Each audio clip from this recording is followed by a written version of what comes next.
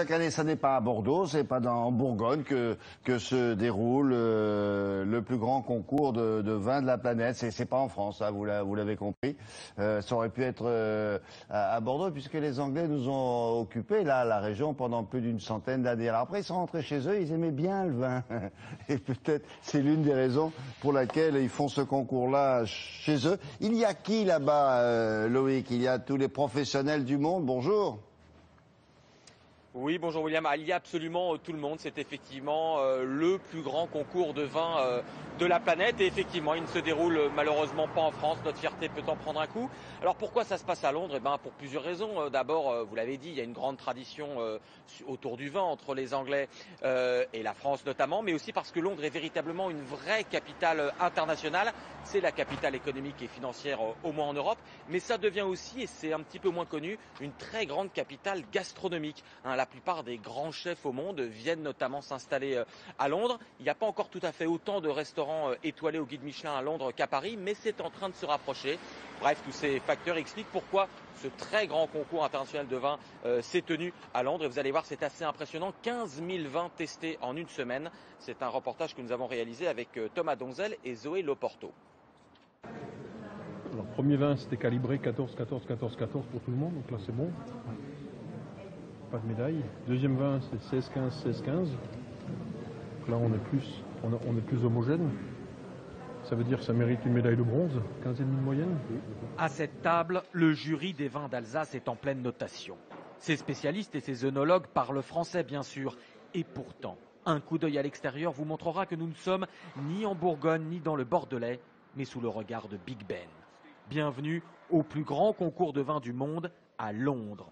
Pendant une semaine, la capitale britannique accueille une gigantesque dégustation test à donner le tournis. 60 000 bouteilles de 15 000 vins différents de toute la planète vont être évaluées par catégorie et par des centaines de juges.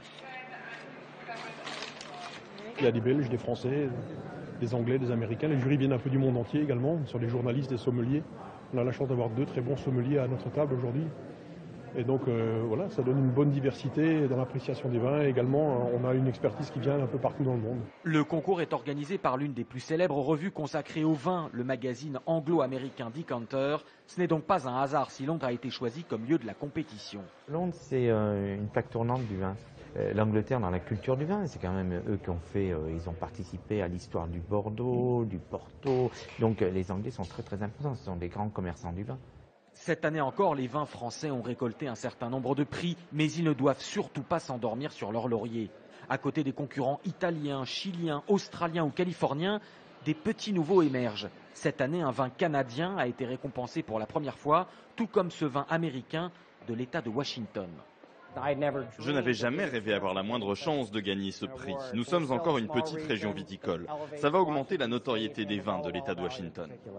Et les Anglais ne sont pas en reste. Au sud de Londres, voici désormais le plus grand domaine viticole d'Europe du Nord. Certes encore modeste, il ambitionne pourtant de concurrencer bientôt rien de moins que les champagnes français. Oh là, concurrencer les champagnes du calme, hein. Vous avez goûté les vins anglais, là, Loïc?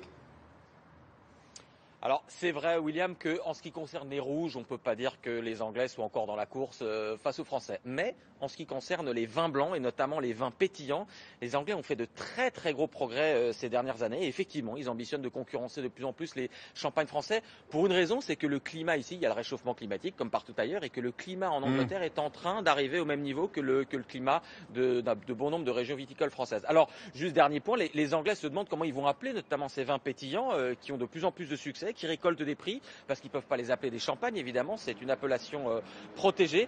Donc ils sont en train de trouver d'autres noms, et alors ils envisageraient d'appeler leur champagne à eux du Merit, parce que c'est le nom d'un docteur anglais, le docteur Merit, au XVIIe siècle, qui avait inventé 20 ans avant les Français le principe de la fermentation de ces vins pétillants. Et donc on pourrait demander désormais, dans quelques années, une coupe de Merit plutôt qu'une coupe de champagne. Je sais pas, on va réfléchir, hein, Loïc. Pas encore. Bon, c'est la dernière de la semaine, donc bonnes vacances, c'est ça?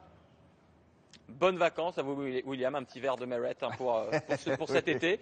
Et puis à très bientôt à la rentrée prochaine. Et puis évidemment, on vous retrouve à la rentrée avec même un petit supplément le samedi, mais on en dira plus un peu plus tard. Au revoir, bonnes vacances à vous et à votre équipe.